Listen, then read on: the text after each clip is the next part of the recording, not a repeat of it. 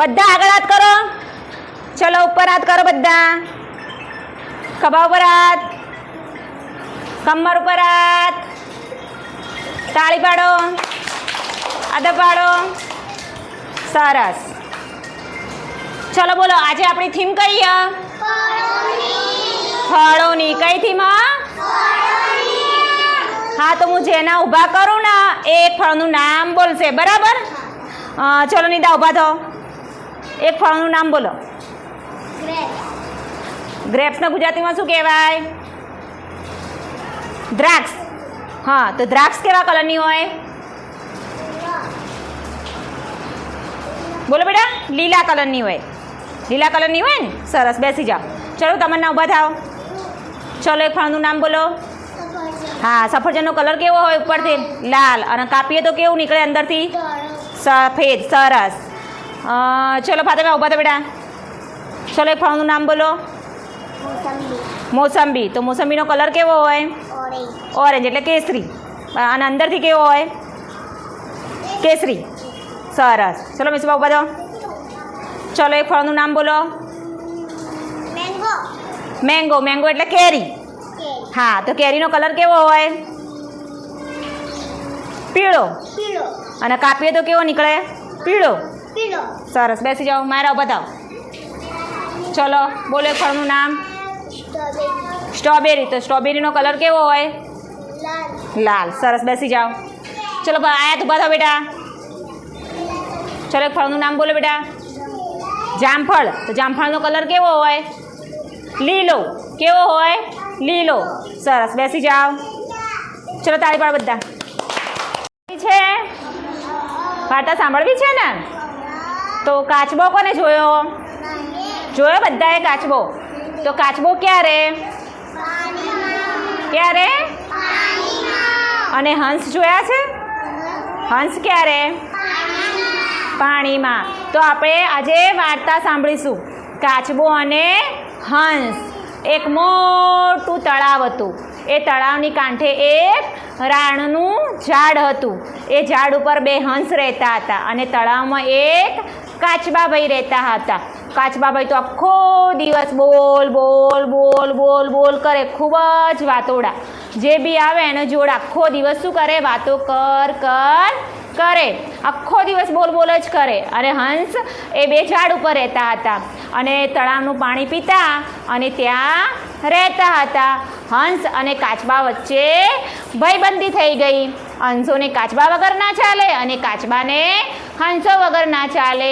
એક દિવસ દુકાળ પડ્યો તો તળાવનું પાણી સુકાવા લાગ્યું.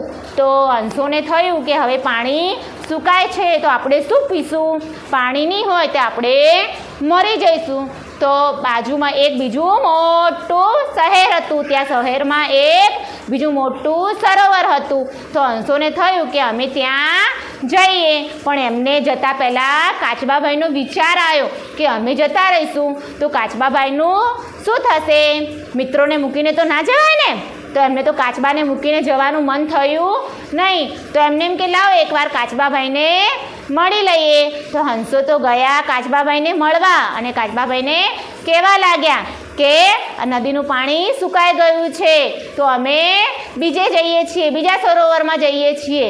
તો કાચબા તો રડું થઈ ગયા અને રડતા રડતા બોલ્યા કે તમે લોકો તો તમારે તો પાંખો છે કે તમે તો ઉડીને જશો.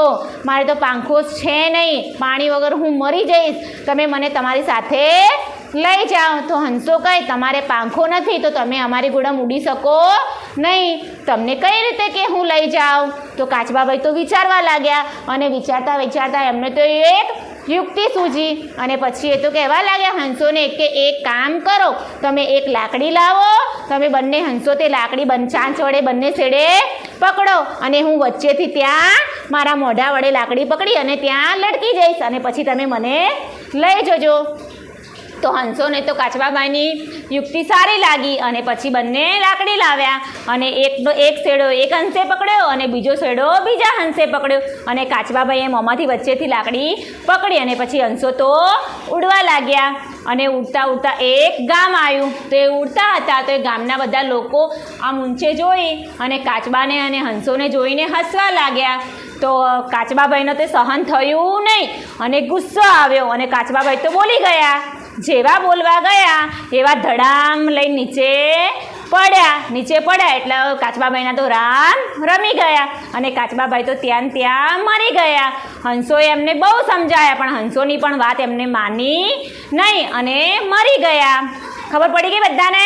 મજા આવી વાર્તા સાંભળવાની? સરસ, બધા તાળી પાડો. મજા આવે ને બાળગીત કરવાની, રમવાની મજા આવે ને બધાએ? તો ચલો આપણે આજે બાળગીત કરીશું, બરાબર? હું કરું એવું તમારે કરવાનું. ચલો. એક કેતા ઊભા થઈએ, ઊભા થઈ. બે કેતા બેસી જઈએ, બે કેતા બેસી જઈએ. ત્રણ કેતા તાળી પાડીએ, ત્રણ કેતા તાળી પાડીએ. ચાર કેતા ચણા ખાઈએ, ચાર કેતા ચણા ખાઈએ. પાંચ કેતા પંજો ગણીએ, પાંચ કેતા પંજો ગણીએ. છ કેતા છત્રી ઓઢીએ, છ કેતા છત્રી ઓઢીએ. સાત કેતા સાત તાળી,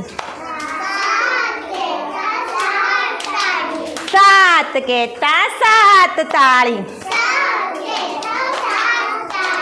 આઠ કેતા દેડકો બનીએ, આઠ કેતા દેડકો બનીએ. નવ કેતા નાવ હાકીએ, નવ કેતા નાવ હાકીએ. 10 કહેતા અલ્લાહ કહીએ, 10 કહેતા અલ્લાહ કહીએ.